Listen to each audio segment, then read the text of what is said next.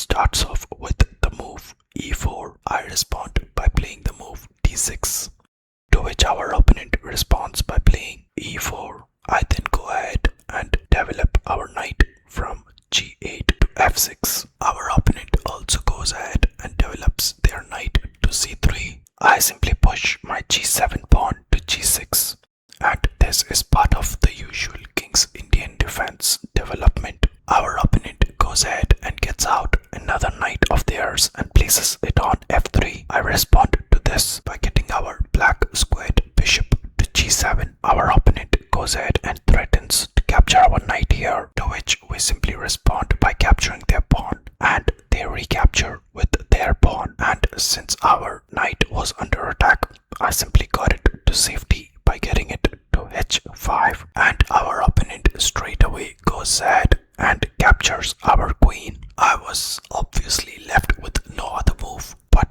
to capture their queen back with our king, and so I did. Now this was the first unexpected thing that our opponent did, which is to exchange queens at the beginning of the game. But let's go ahead and see what else happens. Our opponent then plays their knight to d5, to which I respond by getting our black squared bishop to e6, threatening to capture their knight. Our opponent simply retreats and gets their knight to f4, and I go ahead and capture that knight, and I allow them to capture our knight with their black squared bishop. And the reason I went ahead and captured their knight is because it was a forced move. The moment our opponent got their knight to f4, our knight had no squares to move to, and hence I thought it would be a better idea to exchange the knights. And so I did. And once our opponent captured our knight with their black squared bishop, I went ahead and got our knight to c6, just trying to develop our pieces. Our opponent goes ahead and plays knight to g5. I was not very happy with our position here, and I knew it was not ideal to have a lot of their pieces on our side of the board, and I thought, why not go ahead and capture their pawn at f5, since it was already double attacked by our black squared bishop and our knight. And so I did, and our opponent responded to this by just capturing our black squared bishop, which I did not expect, by the way. So I simply went ahead and recaptured with my knight, and now our opponent goes ahead and castles while also giving us a check with their rook. To this I simply respond by getting my king to safety by getting it to e8. Our opponent then goes ahead and makes yet another exchange, and they capture our white squared bishop, and I simply recapture with our pawn. Our opponent then gets their white squared bishop to b5 and gives us a check. We block it with a pawn while also threatening to capture their white squared bishop. They simply retreat, and we threaten to capture once again, and once again they retreat. I then decided to get our rook into action, and I got it to f8 while also threatening to capture their pawn on f2, which was undefended. Our opponent went ahead and defended their f2 pawn with their rook by getting their rook to f1. I got our other rook also into action by getting it to d8, also threatening to capture their rook on d1. Our opponent simply ignored this threat and pushed their pawn to f4, threatening to capture our knight. In this position, we were a pawn up, and I was happy to exchange pieces, so I went ahead and captured their rook, and of course they recaptured with their king. And at this moment I got a tactic to get our knight to e3 and give them a fork, but as soon as I got my knight to g4 with anticipation to getting it to e3, our opponent moved their king away, probably because they saw the fork coming. I simply went ahead and threatened to capture their pawn on f4, and our opponent threatened to capture our knight. The problem with attacking an opponent's piece while your piece is already under attack is if your opponent is able to get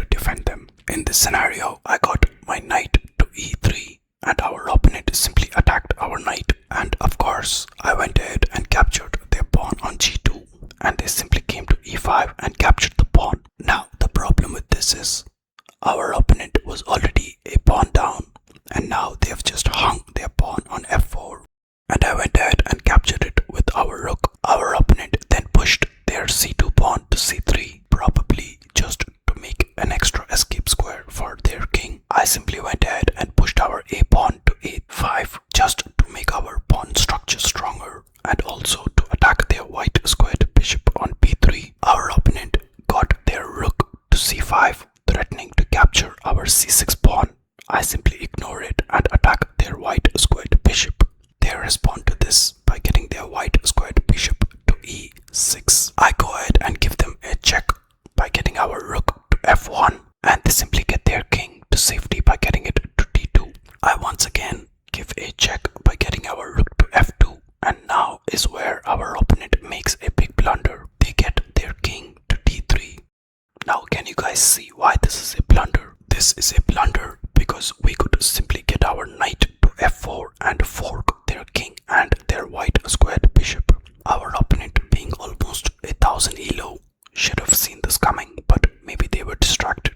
And now that their king was under check, they had to move their king, and I think they made the best move in the scenario, and they got their king to e3, threatening to capture our rook. I simply went ahead and captured the white squared bishop, and I ignored the attack on our rook. And the reason I ignored the attack on our rook is because in this scenario, if their king captures our rook, we can simply go ahead and capture their rook and we would still be a piece up. Our opponent responded to this scenario by simply getting their rook to c6 and getting it to safety. And this is where I thought I have completely blundered my rook and there is no way of saving it. And I thought might as well capture a piece.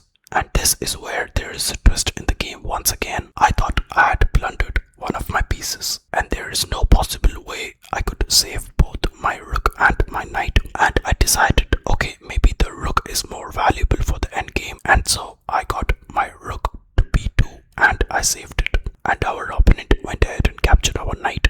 And the reason I was wrong was because 2 moves prior I could have actually saved my rook, and I'll show you guys how. If I had just gotten my rook from f2 to f6, I could have actually avoided being a piece down. If they had captured my knight with their rook, I would have simply recaptured, but at the moment I'm not entirely sure why I did not get this idea, but I did not. So our opponent took advantage of that, and now we were almost even in pieces except a few pawns.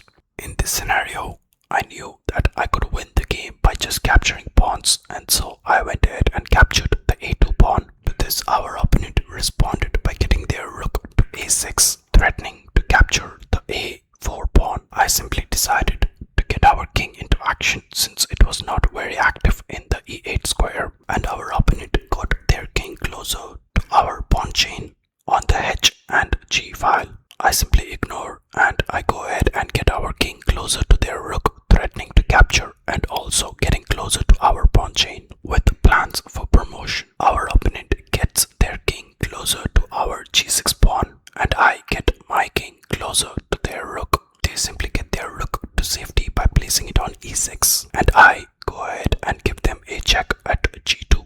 They simply move their king away to safety to h6, and now I decided it was time for promotion by pushing the a4 pawn and the b5 pawn, since it was quite difficult for my opponent to stop this. So I decided to push the a4 pawn to a3, and our opponent simply captured our pawn on e7 and gave us a check. I got our king to safety by getting it to c6 while also getting it closer to our opponent's pawn on c3. Our opponent went ahead and captured our pawn on h7, but I was not much worried about it since I was planning for promotion on the right hand side of the board, and I pushed the a3 pawn to a2. Our opponent realized we were one move away from promotion and they decided to get their rook from e7 to e1, trying to stop our promotion, but at this point it was actually pretty late.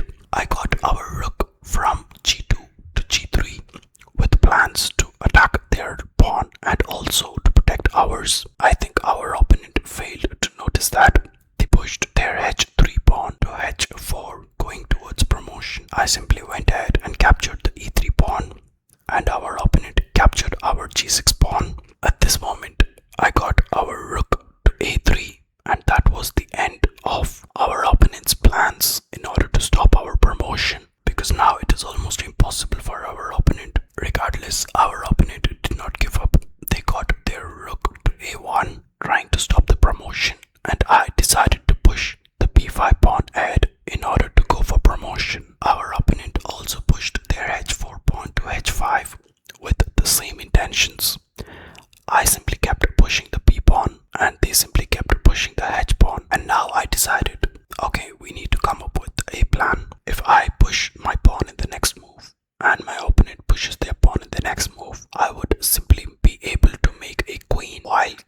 a check, because by the time I get my pawn to the end of the board, I would be on the same diagonal as our opponent's king, which means I will get the opportunity to give a check first. And so I decided I just gotta keep pushing. I pushed the b3 pawn to b2. And here our opponent actually went ahead and made a blunder, because instead of just pushing their h pawn, they decided to go ahead and capture our pawn on a2. And I'm not entirely sure why they did this, but I simply pushed my b2 pawn to b1 and made it a queen, while also giving our opponent a check. And at this point our